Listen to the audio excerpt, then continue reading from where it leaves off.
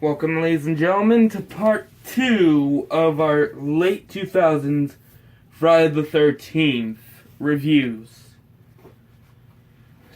Next, we will be doing Never Hike Alone, a 2017 fan film.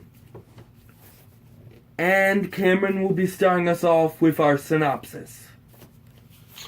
Yes, as you mentioned, Never Hike Alone is a 2017 fan-produced and starred film.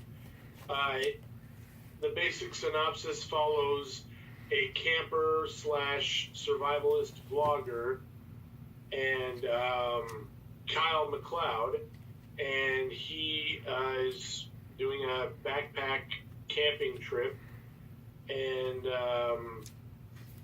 he basically wanders into Camp Crystal Lake, and we see him venturing through the campgrounds and eventually going toe-to-toe with Jason Voorhees. It was directed by Vincente DeSanti. It was also written by Vincente. The music was done by Ryan Perez de Paul.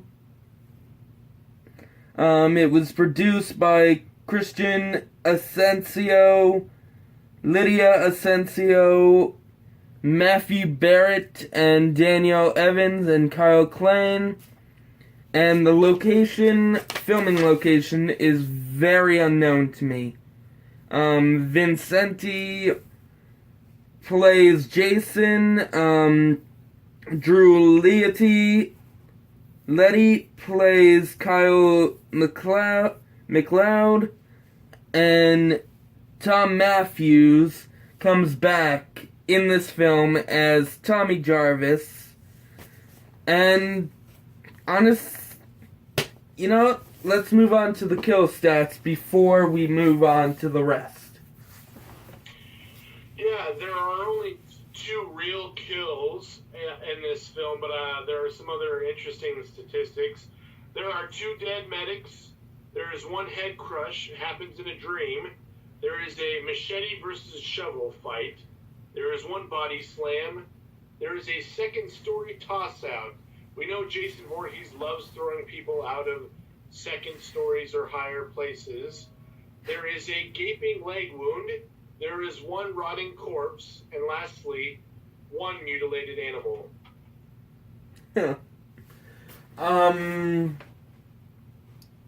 No sense. I couldn't really find a favorite kill since the kill list was so short. I'm just gonna get into a bit of my opinion. First, the best part of the movie, honestly, to me, is the fight scenes. Perfectly choreographed. Just first time we've seen a human go up against Jason and survive. I mean, yeah, we got Crane Duke, but that was short-lived. We had Tina, but she had telekinetic powers. We had KM, but she was an android. But so that makes this the first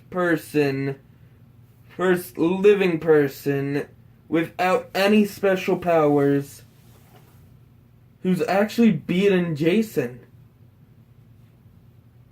Well, he might have had powers given to him by his beard. Survival powers. But I see what you're saying. There's no paranormal or abilities like that. And it really is, a survival story, He is a camper, and he uses the collapsible shovel. He has a folding knife that or it might be a fixed blade knife that he attempts to use. And so everything is what he has at his disposal at that moment. And for me, the cinematography is great. I also really like the music. It was very fitting to the film. It added tension where it needed, added atmosphere as well. It was great. there's a lot of strengths to the film.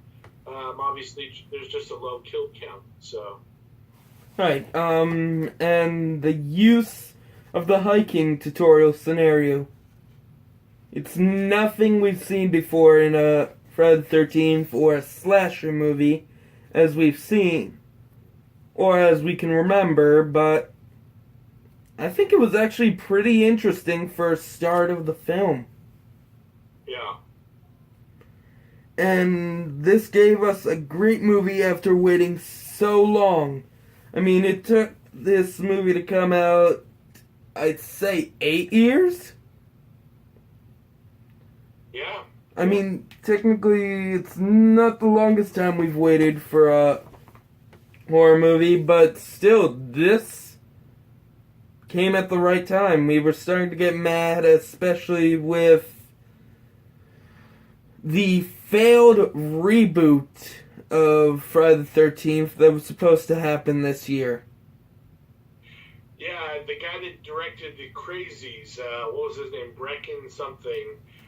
They had it all planned. We don't even know what. Do we know why they stopped? Like, they had production prepared, and then. I heard they actually had no story prepared. They started out, and then they came. When it came for the meeting, they had nothing. Oh. That is very well. They can always take my idea if they want.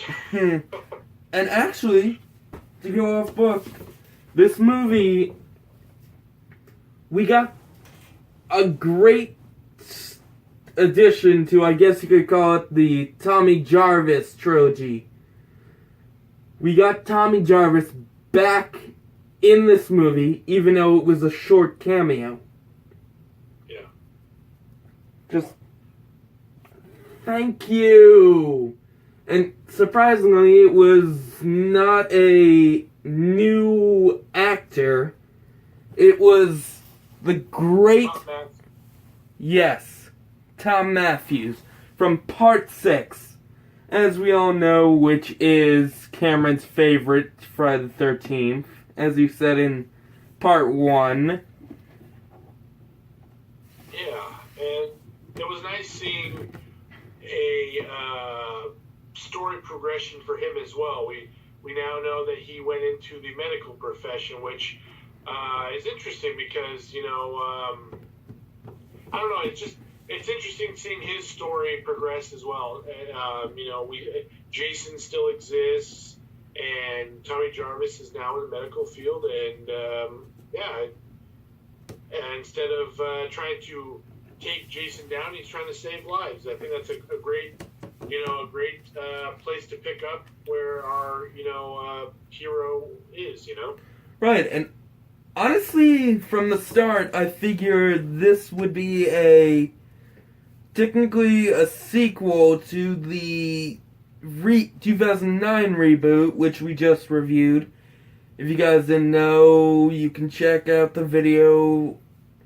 We'll leave a link in the comments. I started thinking it was a sequel because supposed to take place in the 2000s, but then Tommy Jarvis comes in, and now I'm thinking it's just a continuation of the original series. And that tells you that there's still more story to tell. Like, as much as I would love to see a sequel, I do want to see a sequel to the 2009 film, but there's still plenty of mythology to play with the original series. So they could do like what they're doing with the new Halloween film and just maybe start off with, nothing past Part 6, or they use all of the films. But the fact that we both got excited seeing Tom Matthews reprise his role as Tommy Jarvis, seeing that kind of the older fashioned Jason, it just shows that there's still excitement for those older characters. Right, and there is one part that we cannot leave this video without mentioning. The whole scene with the collapsible shovel. Just... him getting mad over trying to close it with the camera still on him. Just...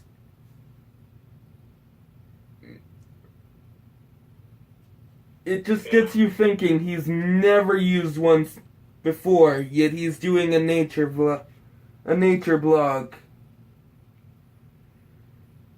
go camping with untested gear. You know, the youngest Boy Scout would know to like always go in prepared. So yeah, it's kind of weird that he didn't know.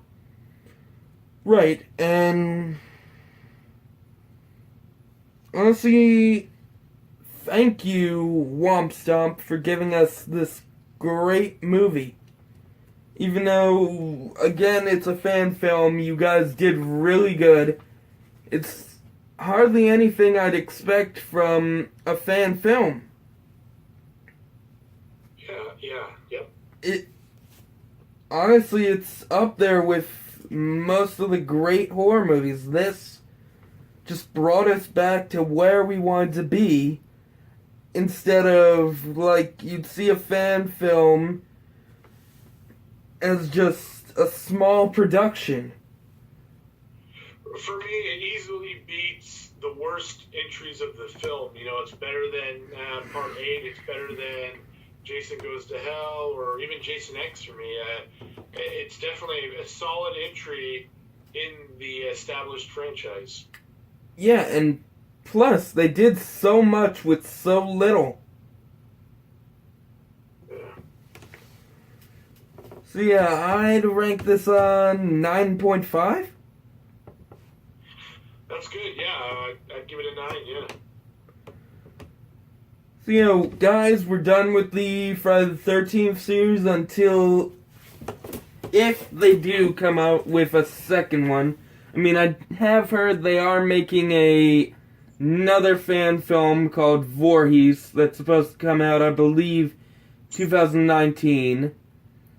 But, yeah, our next video will be a chance for you guys to choose our next series. And so yeah, any final words? I said it before, you know, do not go camping with untested equipment. That's what I would take away from Never Hike Alone. So, well, what I take from Never Hike Alone and 2009, guys, don't trespass, and always go to your personal vendor instead of hunting for weed near a old, crusty campsite. wise words. So, we'll see you guys possibly tonight. I'll probably be doing the unmasking of the mannequin and the mask show off. So, good night, guys, and good night, Cameron.